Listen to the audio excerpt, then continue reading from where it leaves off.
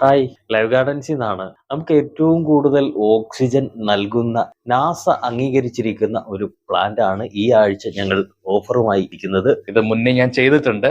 പക്ഷെ അതിനെക്കാട്ടിയും കുറച്ചുകൂടെ ഹൈറ്റ് ഉള്ള വിത്ത് പോട്ട് സഹിതം 1 മീറ്ററോളം ഹൈറ്റ് വരുന്ന ഈ സ്നേക്ക് പ്ലാന്റ് വിത്ത് സിറാമിക് പോട്ട് ഉൾപ്പെടെ ഈ വരുന്ന 2026 മാർച്ച് 13, 14, 15 തീയതികളിലായിട്ട് 55 ദിർഹത്തിന് വീണ്ടും ഒരു ഓഫർ വന്നേക്കാണ്.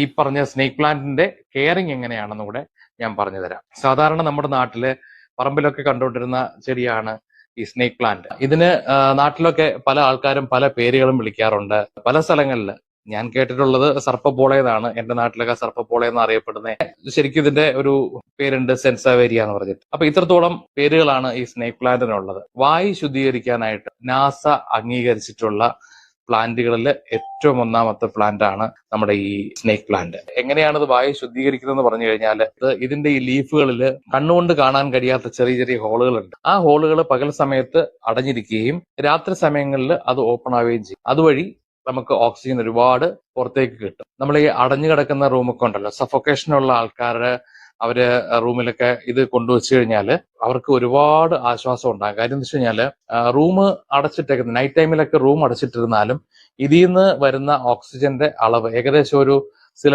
ഓക്സിജൻ സിലിണ്ടറിൽ നിന്ന് വരുന്ന ഓക്സിജന്റെ അളവിന് തുല്യമായിരിക്കാം. അത്രത്തോളം ഓക്സിജൻ ഈ പ്ലാന്റ് പ്രൊവൈഡ് ചെയ്യുന്നത്. നെഗറ്റീവ് എനർജിയെ ഇല്ലാതാക്കും എന്ന് ഫുങ്ഷി ശാസ്ത്രത്തിൽ പറയുന്നുണ്ട്. പിന്നെ ഇത് വെക്കേണ്ട സ്ഥലം സൗത്ത് ഈസ്റ്റ് ആണ്. വാസ്തുശാസ്ത്ര പ്രകാരം പറയാറുള്ളത് ഇത് സ്ട്രെസ് കുറയ്ക്കും എന്നും കൂടെ പറയുന്നുണ്ട്.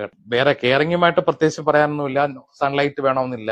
വെട്ടം കുറഞ്ഞ സ്ഥലത്ത് വെക്കാം. അധികം വെള്ളം വേണ്ട. ഒരു 15 ദിവസം കൂടുമ്പോഴോ 30 ദിവസം കൂടുമ്പോഴോ ഒരു മണ്ണ് ചെക്ക് ചെയ്തിട്ട് മാത്രമേ വെള്ളം ഒഴിക്കാവൂ. ഒരുപാട് വെള്ളം കോരി ഒഴിച്ചു കഴിഞ്ഞാൽ ഇതിന്റെ താഴത്തെ ഭാഗം ചീഞ്ഞിട്ട് ഇത് മറിഞ്ഞ് പോകാനുള്ള സാധ്യതയുണ്ട്. പിന്നെ ഇതിന്റെ പ്രൊപ്പഗേഷൻ, ഇത് നിങ്ങൾക്ക് പുതിയൊരു പ്ലാന്റ് വേണമെന്നുണ്ടെങ്കിൽ ഇതിന്റെ ലീഫ് കട്ട് ചെയ്തിട്ട് മണ്ണിൽ വെച്ച് ചെയ്തെടുക്കാം. ഇത് ഹൈഡ്രോപോണിക് ആയിട്ട് വളർത്താം കേട്ടോ. ഇതിന്റെ താഴെ നിന്ന് വരുന്ന ബേബി പ്ലാന്റ് ആണ് കുറച്ചുകൂടെ നല്ലത്. ലീഫിൽ നിന്ന് കട്ട് ചെയ്ത് വെച്ചാൽ കിളിക്കുമെങ്കിലും താഴെ നിന്ന് വരുന്ന ബേബി പ്ലാന്റ്, ഈ മദർ പ്ലാന്റിൽ നിന്ന് വരുന്ന ചെറിയ ബേബി പ്ലാന്റ്സ് ഉണ്ട്. ആ പ്ലാന്റ്സ് ആണ് കുറച്ചുകൂടെ നമുക്ക് നല്ല ഹെൽത്തി ആയിട്ട് പ്രൊപ്പഗേഷൻ ചെയ്തെടുക്കാൻ പറ്റുന്ന ഏറ്റവും നല്ല പ്ലാന്റ്, വളർത്തിയെടുക്കാൻ പറ്റുന്ന പ്ലാന്റ്. കൂടാതെ മറ്റ് അനേകം ഓഫറുകളും നമ്മുടെ ഷോപ്പിലുണ്ട്. അപ്പോൾ ഒട്ടും സമയം കളയേണ്ട, എല്ലാവരും ഓടിക്കറി വായോ.